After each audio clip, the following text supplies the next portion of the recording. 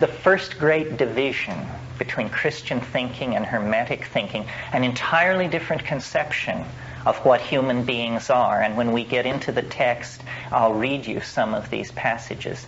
Now, the second distinguishing factor, and notice that this position on man empowers tremendous freedom. Man is the measure of all things. The second distinguishing factor in Hermeticism is the belief that we can control fate, that we can escape from cosmic fate. The late Hellenistic mindset was, and what you get in the Gnostics is the belief that because of astrology, because of the stars, we are subject to control from these exterior forces. In most Gnostic thinking, the whole concern is to somehow evade what is called the hymarmony, cosmic fate. And in the Gnostic systems, the only way it can be done is by ascending through the shells of cosmic ordering forces, the archons, the planets, the planetary demons, so forth and so on, and then beyond the hymarmony, which is actually thought of as a place in space that you burst through, you transcend fate. What the Hermetic thought is that these fates become personified as the decans, as the stellar demons, and then it is held that there is a magical system which is possible where you can call these archangels to your side and work with them and not be subject to the inevitable working of the cosmic machinery. And this burst like a revelation over the late Hellenistic world, because there was such philosophical and emotional and political exhaustion that this is a counterpoise to the message of the New Testament, which is a similar message, that you can be saved in the body, that you can escape the inevitable dissolution and degradation laid upon us by time. So these are the two distinguishing factors: the divinity of man and the possibility of using magic to evade the machinery of fate. So I want to read some of the Corpus Hermeticum to you to give you the flavor of it. But before I do, I want to say something about the history of these texts. You're all familiar, more or less, I'm sure, with Apuleius's The Golden Ass, which is a novel of initiation that is late Roman. Apuleius also put together what is called the Asclepius. And the Asclepius is true Hermetic literature that was not lost. It was the only one that was available throughout the Dark and Middle Ages. All the rest was lying untranslated in Syrian monasteries until Gemistus Pletho in 1490 brought these manuscripts to Florence, to the court of the de Medicis, and then the translation project began. Now, the only other Hermetic material that was accessible throughout the High Gothic period was a book of magic called Picatrix.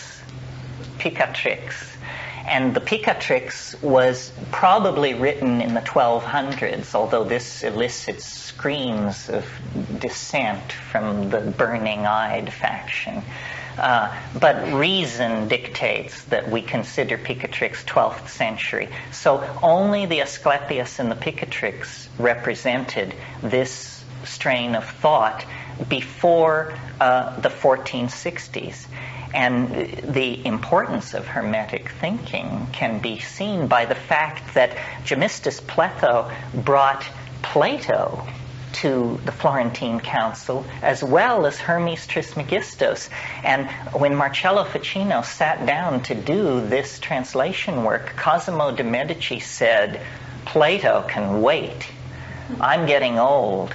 You do the Hermetic corpus first. That's much more important. We'll sort out this Plato business in a few years. And so it was done. And it was completed in 1493, and in 1494 Cosimo died. So he never saw the translations of Plato, but felt that the Corpus Hermeticum was more important. I mention this to show you the importance that was attached to this stuff. Here is one of the key passages on man's nature. This is from Book 1 of the Corpus Hermeticum. But mind, the father of all, he who is life and light, gave birth to man, a being like to himself. And he took delight in man as being his own offspring. For man was very goodly to look on, bearing the likeness of his father. With good reason, then, did God take delight in man, for it was God's own form that God took delight in. And God delivered over to man all things that had been made. This is the basis of the Ficenian statement, man is the measure of all things. And man took station in the Maker's sphere and observed the things made by his brother, who was set over the region of fire. And having observed the Maker's creation in the region of fire, he willed to make things for his own part also, and his Father gave permission, having in himself all the working of the administrators. This is a reference to the angel hierarchy. And the administrators took delight in him, and each of them gave him a share of his own nature. So man is the brother of God and a creature at home with the angels. This idea is echoed in the Asclepius, which you'll recall was available throughout the Middle Ages. The range of man is yet wider than that of the demons, meaning the angels. This term is transposable in Hermetic thought. The individuals of the humankind are diverse and of many characters. They, like the demons, come from above, and entering into fellowship with other individuals, they make for themselves many and intimate connections with almost all other kinds. And then the famous passage, man is a marvel then, Asclepius. Honor and reverence to such a being. Man takes on him the attributes of a god as though he were himself a god, and he is familiar with the demon kind, for he comes to know that he is sprung from the same source as they, and strong in the assurance of that in him which is divine. He scorns the merely human part of his own nature. How far more happily blended are the properties of man than those of other beings. He is linked to the gods, inasmuch as there is in him a divinity akin to theirs.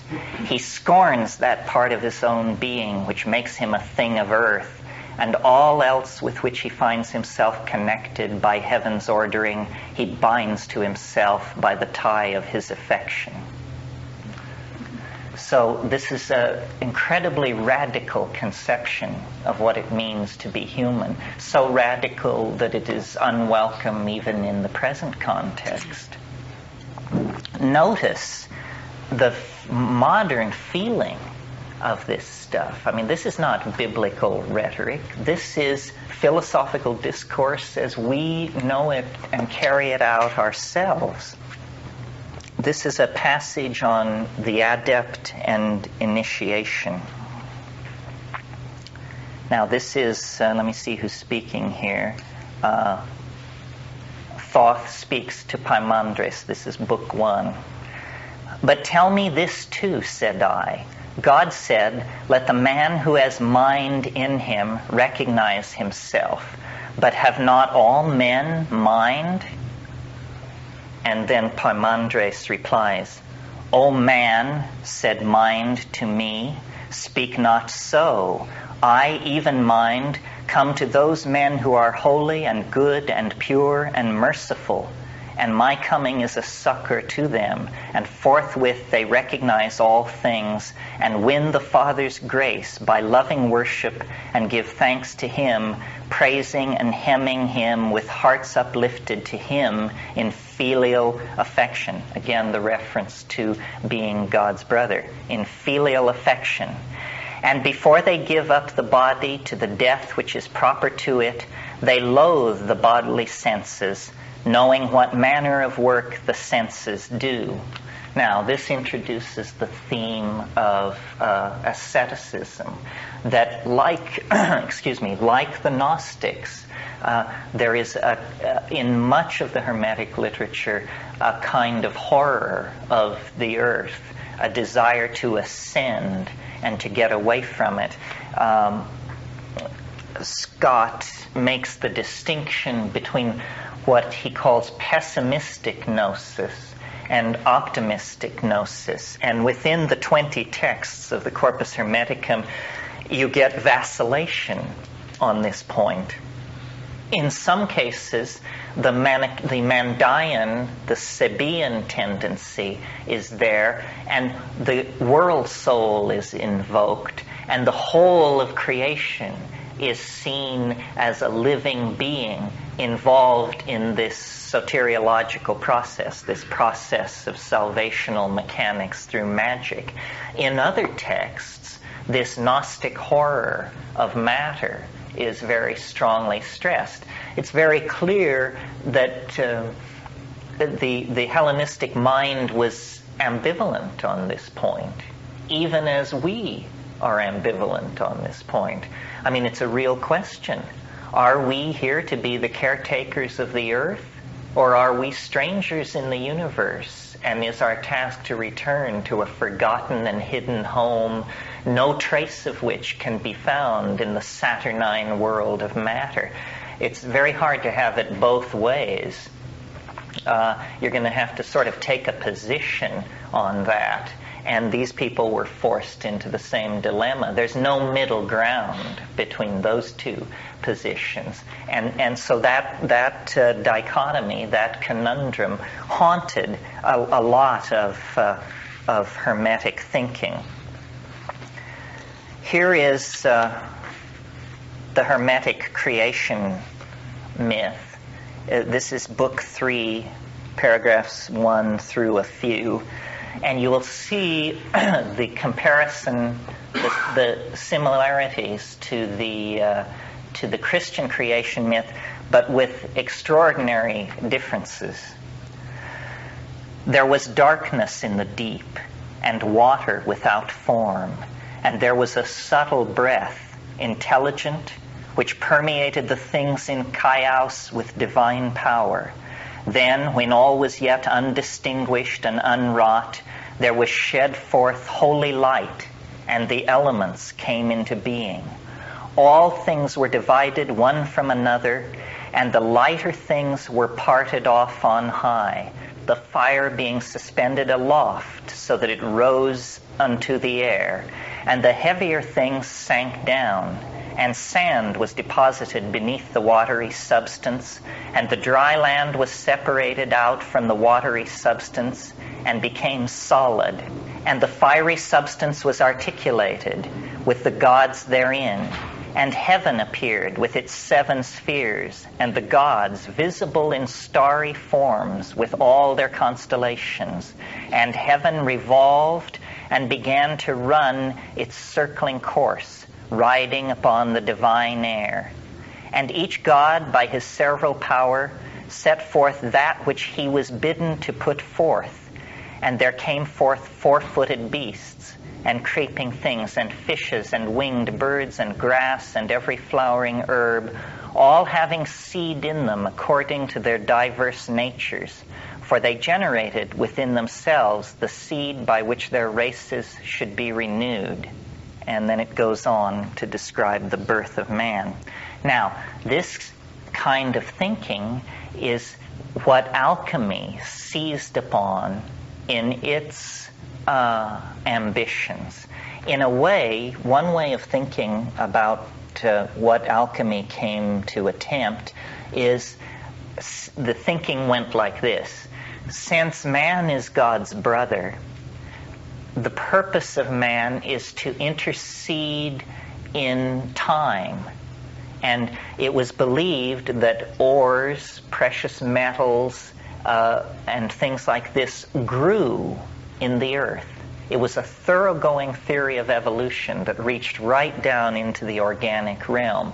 So it was thought that gold deposits in the earth would actually replenish themselves over time. And it's passages like this that give permission for that kind of thinking. In line with that, we're now in Book 4. And remember, the tone changes slightly from book to book. They were, after all, written over a 300-year period by various people.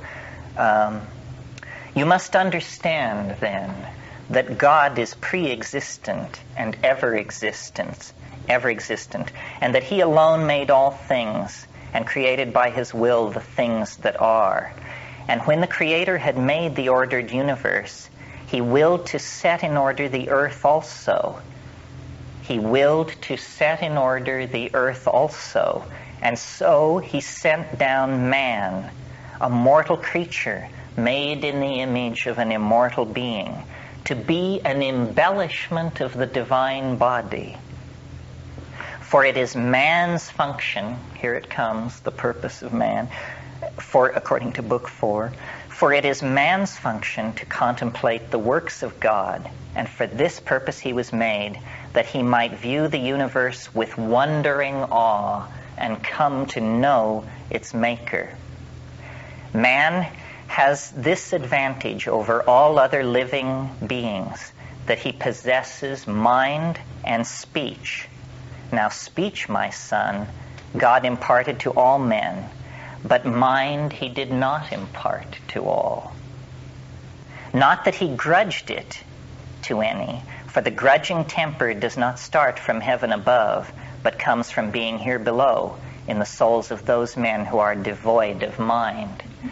This introduces the concept of an elect, or a perfecti, a hierarchy of human accomplishment and understanding. And this is also basic to Gnosticism. It's not for everyone, they're saying. It's for the pure of heart.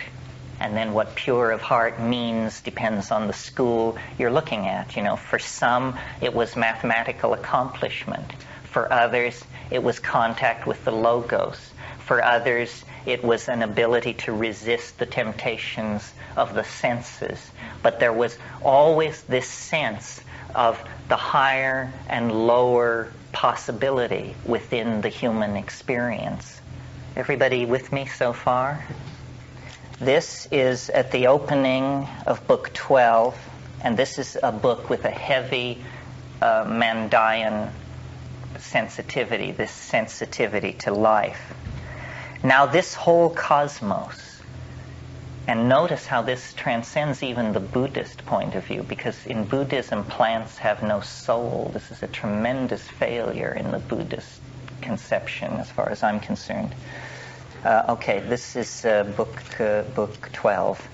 Now this whole cosmos, which is a great God and an image of Him who is greater and is united with Him and maintains its order in accordance with that will, is one mass of life, and there is not anything in the cosmos, nor has been through all time from the first foundation of the universe, neither in the whole nor among the several things contained in it, that is not alive.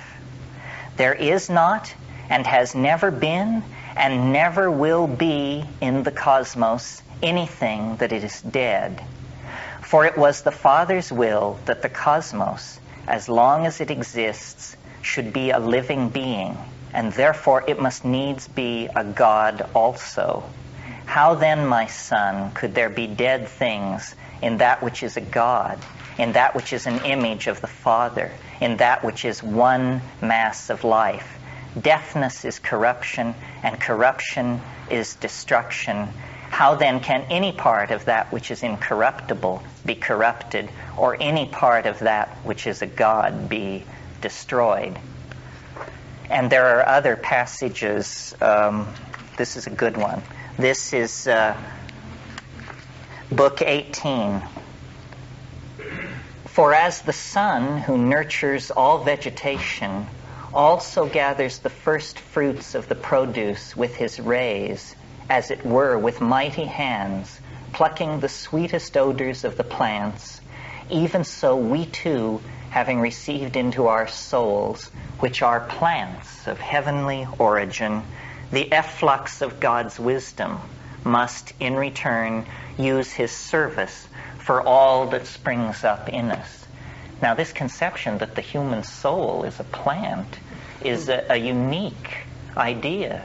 I don't know of another tradition.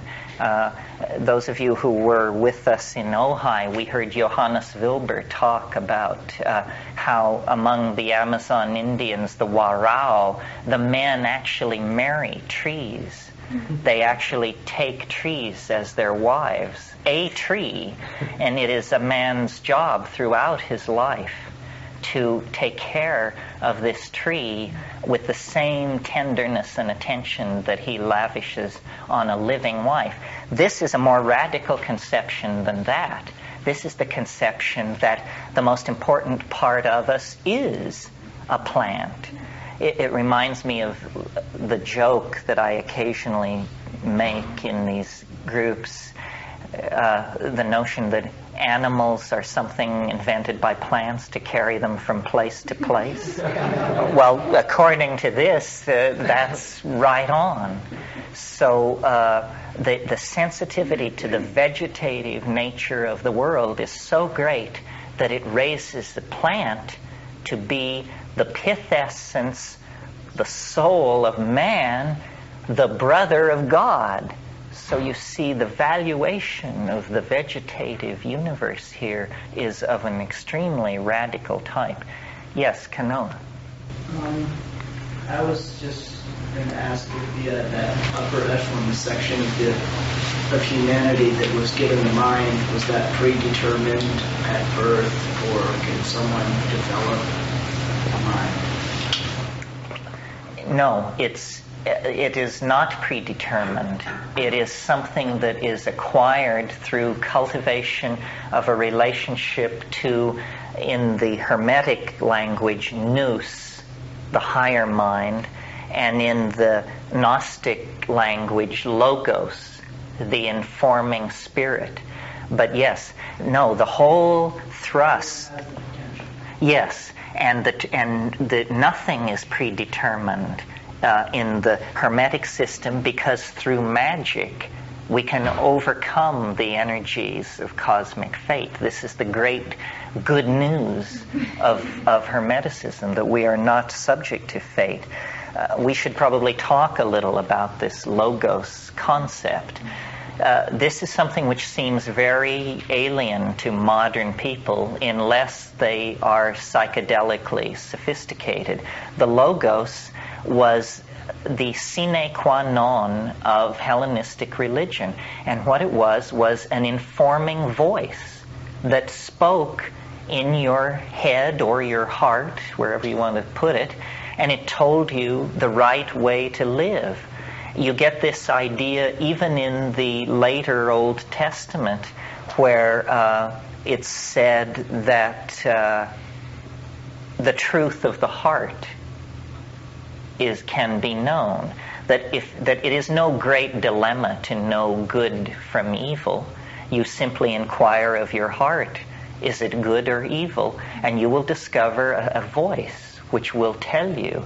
And all the great thinkers of this Greco-Hellenistic period sought and cultivated the logos. Plato had his demon. Everyone sought the informing voice of the nous. That's what it's called in Neoplatonism, and then in Hermeticism. In Hermeticism, and then in Gnosticism, the logos. Now, for modern people, well, no, for me, the only way I've ever had this experience is in the presence of psychedelic substances. And then it is just crystal clear. There is no ambiguity about it. Somehow it's possible for an informing voice to come into cognition that knows more than you do. It is a connection with the collective unconscious, I suppose, that is convivial, conversational, and just talks to you about the nature of being in the world and the nature of your being in the world. It's puzzling to us because it seems so remote. I mean, for us, a voice in the head or the heart is pathology. And you may know the famous story of, in the 1st century, some fishermen were off the shore of the island of Argos in the Mediterranean Sea, and they heard a great voice from the sky. And the voice said, "Great Pan is dead. Great Pan is dead." Well, people like Lactantius and Eusebius, these patristic fathers, the people who built Christianity, who took the Gospels and turned it into a world religion, they took this annunciation from the sky of the death of Pan as the annunciation of the change of the aeon. In other words, by the aeon, I mean these 2,000-year, roughly 2,000-year periods that are associated with the equinoctial precession. Do you all understand how this works? That over 26,000 years, the heliacal rising of the solstitial sun slips slowly from one house to another. And around AD 100, I mean, there's argument because these things are never precise, but around AD 100, the age of Pisces began, and the previous aeon ceased. And the cosmic machinery, the great gears of the largest scale of the cosmic machinery clicked past a certain point and into the age of Pisces. And this was then taken as very fortuitous for Christianity, because Christ was associated with the sign of the fish and was seen as a Piscean movement. But I believe that it's entirely possible that the Logos at that moment, that rough moment in time, fell silent, and that it has been silent for 2,000 years. And what we have had then is the exegesis of text and, noetic archaeology of the sort we're carrying on here. But that now, and a phenomenon as trivial and high-ponted as channeling can be seen as the reawakening of the Logos. The long night of Piscean silence is ending, and the spirit of Nous is again moving in the world, speaking in the minds of the adepts and the hierophants who have the techniques and the will to connect with this stuff. I don't know how I got off on that, but obviously this kind of literature can be seen as the last message from the fading Logos, the last statements before the change of the aeon rendered this control language very difficult and non-intuitive and somewhat incomprehensible. Terence, Mm-hmm. back to the first of the reading where you broke off, I have a puzzlement around the use of the word mind. In this context is referred to. It's Scott's translation of this word nous. It simply means this universal permeating intelligence. And the statement there is that it is only available to an elite through asceticism and desire, intent. And then there are prescriptions. We haven't gotten into this, but they lived a life of purity, although their definitions of purity varied widely. Part of the flip-flop that man is brother of God, and still we have to earn it. It makes it not. That's right. Kind of a denial of that. That's right. No, this persists right up until, to this moment. But for instance, the quote I always love is from Thomas Hobbes' Leviathan. Thomas Hobbes, was the great theoretician of modern government and social organization, and he was basically a paranoid SOB. And he says, in the Leviathan, he says, "Man to man is like unto an errant beast, and man to man is like unto a god." And it's absolutely true, Our noblest aspirations and our most hideously dehumanizing activities take place in the context of our relationship to other people. This is what the alchemists were trying to do, you see. They were trying to separate the gold from the dross. They were trying to take the errant beast, and when we look at alchemical art, we will see dragons, dogs, pigs. We will see the errant beasts, and we will see the angelic beings that are trying to be separated out of our nature. This is within each and every one of us. Man to man is like unto a god, and man to man is like unto an errant beast. This question having to do with mind. According to my understanding of some of the Platonic tradition, Neoplatonic thought, this has to do with the divided mind in Plato. Well, you raise an important point. It further complicates the picture, but it's how it was, folks. And that is, the reference here is to Neoplatonism, which is a kind of parallel tradition to what we're talking about.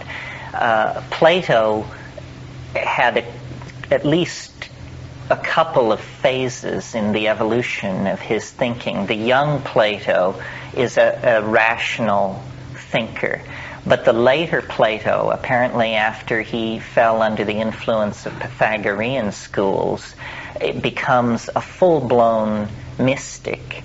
And then in the late Roman Empire, now this is almost 1,000 years after Plato. We have to remember, in our minds, all these people get squeezed together like they could all have dinner together.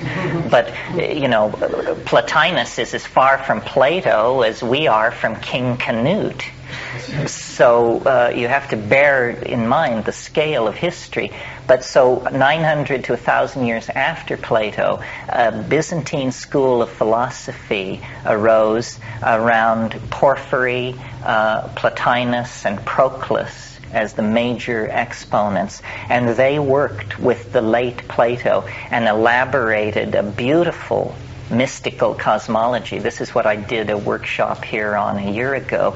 And many of those ideas and terms parallel conceptually the stuff in the Corpus Hermeticum. And if you're of a certain intellectual bent, you may find yourself more comfortable with the Neoplatonists than with this. This material tends to be emotional, evocative, poetic, and while there's great poetry in Plotinus, there's also very tight thinking that goes along with it. And there are other traditions. I mean, I'm making it simple for you. There was a whole tradition of what was called the Chaldean oracles, and this was a collection of 100 or more fragments, all of which were the great commentary of Eusebius in 30 volumes. Iamblichus, one of them. That's all lost. We don't have that material, and it is, in a way, the most mysterious of these traditions because it just didn't survive. And it may be that the Chaldean oracles, is the missing link to push this stuff back several centuries deeper into time, because the Chaldean oracles may actually be pre-Platonic. There's considerable evidence of that. But these are very arcane matters. I mean, you have to give yourself over to a lifetime of learning these languages and the philology of these languages to penetrate this stuff. The Hermetic corpus was largely Alexandrine. There were also Christian Platonists in Alexandria. There were certain centers, Rome, Byzantium, Alexandria, Heliopolis in Egypt was a cult site that was maintained for a very long time. If you're interested in this stuff but you don't like to absorb it this way, Flaubert, of all people, the Flaubert of Madame Bovary, wrote an incredible novel called The Temptation of Saint Anthony, and in which he describes second century Alexandria in a fictionalized form and gives you a real flavor for the intellectual complexity of the Alexandrine world. You see, Christianity had not yet gelled. It was many things. So you not only have Gnostics of 5 or 6 schools, Simonists, Valentinians, Basilidians, and so forth, but you also have Christians, a number of cults calling themselves Christians, that were also in furious competition. Docetists, Montanists, and later Nestorians. There were gymnosophists from India, people who were actually carrying yogic doctrines into the Mediterranean world. Plus you then have all the surviving cults of the older Egyptian strata, the cults of Isis and Seville and Adonis and Dionysius, and it just goes on and on. I mean, the richness of this intellectual world is there's nothing comparable in our experience. And it shows the passion with which people were trying to understand the dilemma of a dying world, because this is what they were confronted with. The intellectuals of the empire could feel it all slipping through their hands. And Flaubert gives a wonderful picture of this. I mean, Flaubert has a very romantic streak, and it's like smoking hashish to read this book. I mean, the attention to fabric and architecture and food and odor, and then because the subject matter is the temptation of Saint Anthony, it's an excuse to describe these temptations in all their sensual richness and erotic kinkiness, and it's a wonderful way to absorb this material. But, Yeah. Somebody else raised the point about the elitism or an elite group of people. And if one considers society as you had in Alexandria or some of the large centers, well, the only people who really had access to this were people who, first of all, had money. And, Correct. And who were well educated. Could read. And could, yeah. Yes, you had to be able to read. There already you have an elite group. That's right. That's right. No, very definitely. What survives from a civilization is its literatures, and these literatures are usually the production of an elite. And we have to remember, don't have any illusions about the Roman Empire. I mean, I always think of the wonderful description, I don't even know why it's there, but Boris Pasternak in Dr. Zhivago goes off on a rip about ancient Rome, and he describes it as a bargain basement on 3 floors. I mean, this was an empire that lived by human cruelty. It was on the backs of slaves that this airy intellectual speculation was based. I mean, it was a tremendously pluralistic society, but that pluralism was maintained by standing armies of enormous size and policies of occupation of enormous cruelty. I mean, because of our relationship to the Christian tradition, we're aware of such things as the Zealot Revolt of 69 and the reign of Herod Antiochus in Jerusalem and so forth and so on. But that was just one little corner of the empire. And in Armenia, in Gaul, in Spain, in North Africa, military governors were carrying out outrageous suppressions of native populations. I mean, it was not a pretty time to be alive, and what comes down to us then is the yearning to escape from that. No wonder these people saw the earth as a cesspool and a trap, because that's what it was for them, without doubt. And our own age is very similar. I mean, we do not have slavery, but we suffer under propaganda, mass manipulation of ideas, and the degradation and exploitation of the third world on a scale the Roman Empire couldn't even dream of. So there is a great affinity. If any of you are interested in this kind of thing, I highly recommend a book by Hans Jonas called The Phenomenon of Life. It's a book of philosophical essays, but there's one essay in there called Gnosticism and the Modern Temper, in which he shows that once you take Gnosticism and dump the angels and the star demons and all the colorful bric-a-brac of late Roman thinking, what you have is a thoroughgoing existentialism, completely compatible with Jean-Paul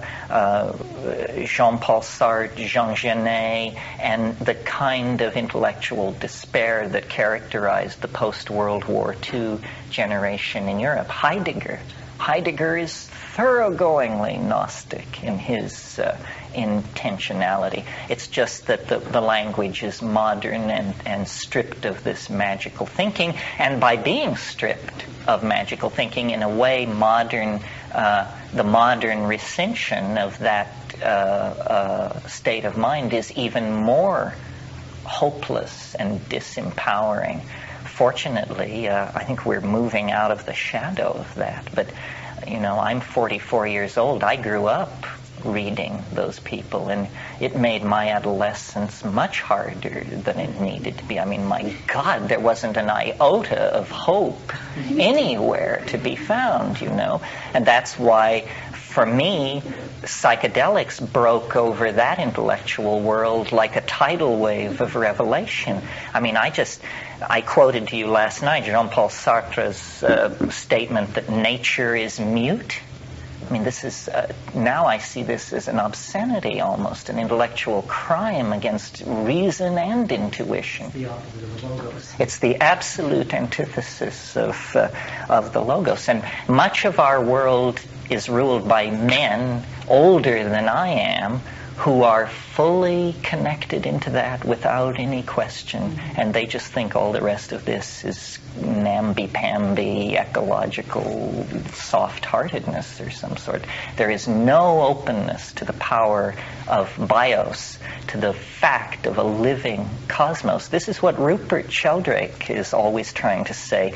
The reinvestiture of spirit into matter, the rebirth of the world soul, is a necessary concomitant to what we now understand about the real nature of the world. In a way, the theory of evolution, which was born in the 1850s, is the beginning of the turning of the tide, because even though the first 100 years of evolutionary theory was fantastically concerned to eliminate teleology, eliminate purpose, nevertheless, nobody ever understood that except the hardcore evolutionists. To everybody else, evolution meant ascent to higher form.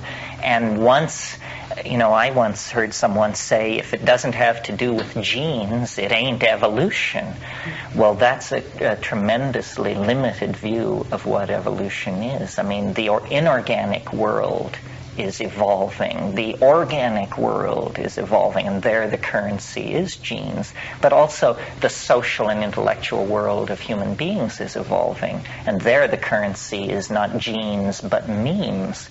So that idea, it carries with it the implication of ascent to higher form, and correctly broadened and understood becomes permission for a return to optimism and to the kind of hope that these folks were trying to articulate.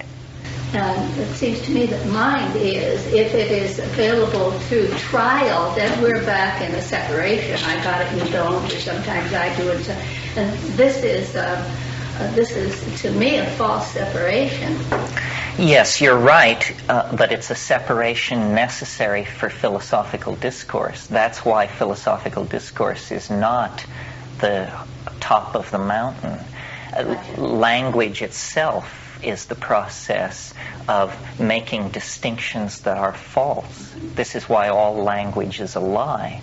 This is why the ultimate truth lies in something unspeakable.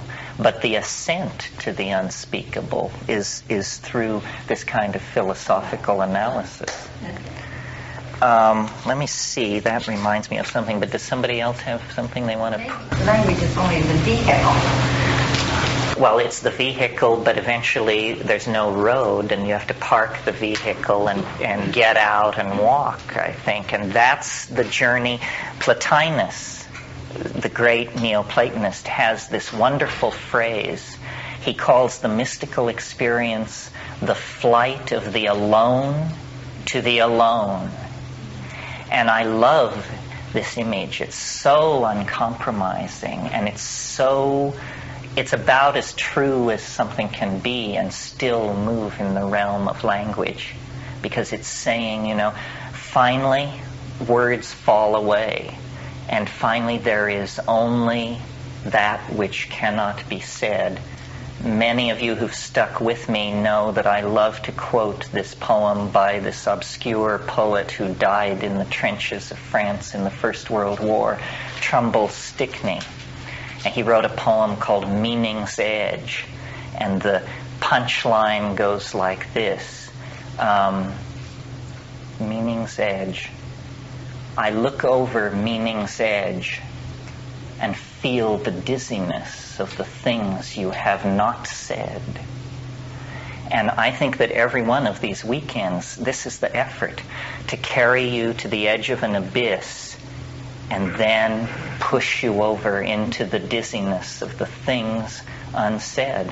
And they'll always be unsaid. I mean, they are... Wittgenstein, God bless him, had the concept of what he called the unspeakable.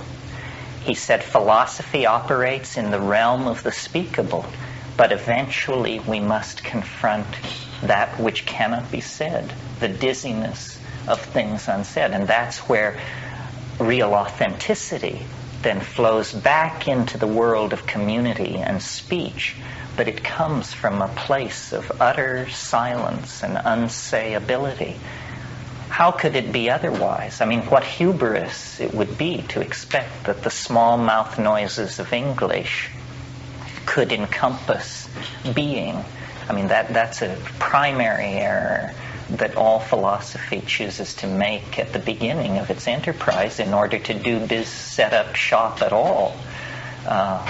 No, these are lower dimensional slices of a reality that is ultimately unitary, ineffable, unspeakable, and dazzling. Anybody else? No? Shall we do more? Yeah, please. That philosophical discourse is verbal and mental masturbation. Absolutely. And masturbation, you see, because it is... there's a pun here, but it's autopoetic. It is completely out of yourself. There is no union with the other. And the other is what you're always trying to get to. The other is a common term in these literatures. The other is that which cannot be fully known. I always like to quote the British enzymologist J.B.S. Haldane, who made a wonderful statement. He said, the universe is not only stranger than we suppose, it is stranger than we can suppose. And that's a dizzying perception. It's one thing to think it's very strange. It's quite another thing to realize that it is stranger than you can suppose. You may suppose and suppose and suppose, and you will fall so far short of the mark that it's absurd. That's what it means to be in the presence of a mystery, you see. The modern word mystery translates out to unsolved problem. That's not what a mystery is. A mystery is not an unsolved problem. A mystery is a mystery. And ratiocination can exhaust itself and make no progress with it. And that's what's at the core of our being. And that was what was at the core of this ancient perception. I mean, these were thoroughly modern people. They were shoved up against the same things that tug at our hearts and our minds and our souls. And beyond that, there's not a whole hell of a lot that you can say about it. This is an idea that will not die, but its practitioners, as you say, they end up in footnotes. They do not have a happy fate. Certainly Henri Bergson, with his idea of the élan vital, this is an effort to preserve this idea of the world soul. And yet, the fate of Bergson, his influence on modern society, on modern philosophy, is certainly minimal. Alfred North Whitehead is my great favorite. I mean, I think Whitehead is just, the cat's pajamas. And he has this idea of a living cosmos, that life and vitality extend right down into the electron. And yet, in spite of his mathematical contributions, the fact that he wrote Principia Mathematica with Bertrand Russell, Whitehead is not taught. I mean, there's one university in this country where they take him seriously. The modern philosophy is a desert for my money. And who cares about it? Nobody cares about it. Who's living their life according to the conceptions of modern philosophy? Nobody, as far as I can see. But yes, vitalism was this impulse in biology that persisted clear up until the 1920s with embryologists like Driesch and his school. And mechanical biology has been at great pains to suppress that. That's why Rupert Sheldrake is such a breath of fresh air, because he can be seen as a person carrying the vitalist message back into science. I mean, his new book on the greening of science and nature is nothing more than a manifesto for the re-recognition of the presence of the world soul. What about the Native Americans that were living that philosophy until we wiped them out? Yes, well, Aboriginal people, not only the Native Americans, but the tribes of the Amazon, if you live next to nature, this is such an overwhelming perception that it's never called into question. But you see, most of us traced our civilization to desert dwellers who invented agriculture, which gave us surpluses. So then we had to build walled enclosures to defend our surpluses from starving neighbors. And we're talking 6,000 BC at Jericho for this kind of stuff. And so we have been cut off from the natural mind longer than any other group of people on earth. This is how we are able to carry out the demonic, in the negative sense, the demonic reconstruction of the world that we have.